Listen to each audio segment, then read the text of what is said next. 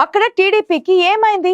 అధికార పల్లకిలో విహరిస్తున్న ఆ ఇద్దరు నేతలు పార్టీ పవర్లోకి వచ్చాక కేడర్కి దూరం అవుతున్నారా?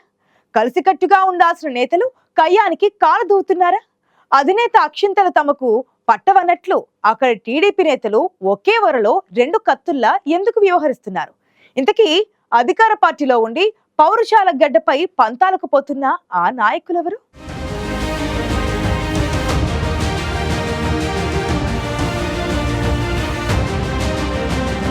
కడప జిల్లాలో అధికార పార్టీలో వర్గ విభేదాలు భగ్గుమంటున్నాయి. కూటమి ప్రభుత్వం ఏర్పడి 7 నెలలవుతున్నా సమన్వయం కుదరకపోవడంతో కేడర్ తలపట్టుకుంటోందట. ఆధిపత్యం కోసం సొంత పార్టీ నేతలు పంతాలకు పోతున్నారు. నువ్వా నేనా అన్నట్లున్న రాజకీయంతో తెలుగు తమ్ముళ్లు మౌనం వహించడం తప్ప మరేం చేయలేకపోతున్నారు. రాష్ట్ర రాజకీయాల్లో మొదటి నుంచి కుప్పం, పులివెందుల సెగ్మెంట్లు హాట్ పాలిటిక్స్ కి తెరలేపుతుంటాయి. వైసీపీ హయాంలో కుప్పం టార్గెట్ గా మారితే ప్రస్తుతం పులివెందులలో అంతకు మించిన హాట్ పాలిటిక్స్ నడుస్తున్నాయని సమాచారం.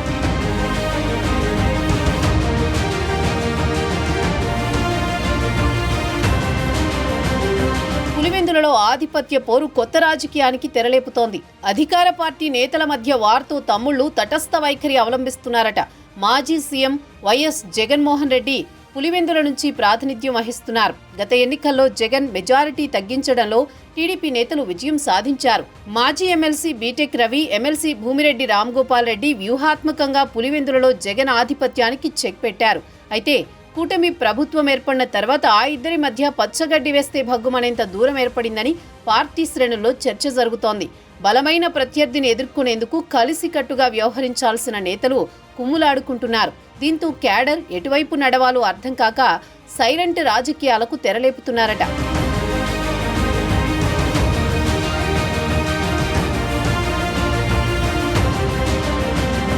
అధికారంలోకి వచ్చాం, పులివెందులలో పార్టీని బలోపేతం చేద్దామనాల్సిన ఇద్దరు నేతలు పంతాలకు పోయి పార్టీని అప్రతిష్ట పాలు చేస్తున్నారని తమ్ముళ్లు గుసగుసలాడుతున్నారు. అధికారం ఉందన్న ధీమాలో ఒక నేత ఉంటే ప్రోటోకాల్ పదవిలో ఉన్నాం, ఏదైనా చెల్లుబాటు అవుతుందన్నట్లు ఉన్నారట మరో నాయకుడు. ఆ ఇద్దరు నేతల మధ్య ఆధిపత్య పోరులో వారి అనుచరులు ప్రతి విషయంలో రచ్చకెక్కుతున్నారని టీడీపీ శ్రేణులు వాపోతున్నారు.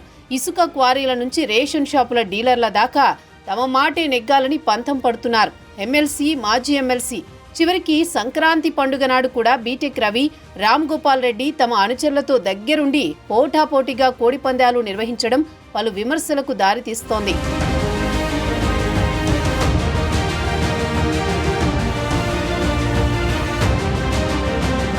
కూటమి ప్రభుత్వం అధికారంలోకి వచ్చినప్పటి నుంచి పులివెందుల నియోజకవర్గ ఇన్ఛార్జిగా కొనసాగుతున్న బీటెక్ రవి వ్యవహార శైలి మారిపోయిందంటోంది పార్టీ క్యాడర్.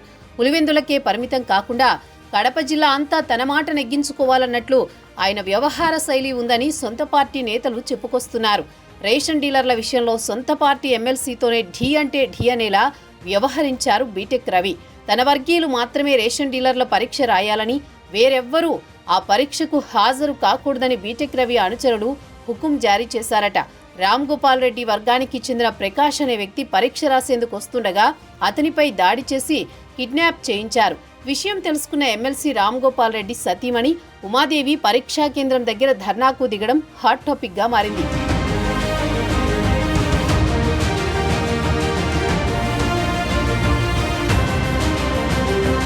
అధికారంలోకి వచ్చేదాకా ఎమ్మెల్సీ రామ్ గోపాల్ రెడ్డి పార్టీ కోసం రాజీ లేని పోరాటం చేసే నాయకుడిగానే కార్యకర్తలకు తెలుసు. కానీ కూటమి పవర్లోకి వచ్చాక ఆయన వ్యవహార శైలి కూడా మారిపోయిందంటున్నారు. పంచాయతీ కార్యాలయంలో అవుట్ సోర్సింగ్ ఉద్యోగాలకు తన వర్గానికి చెందిన పేర్లను పంపారట ఎమ్మెల్సీ రామ్ గోపాల్ రెడ్డి.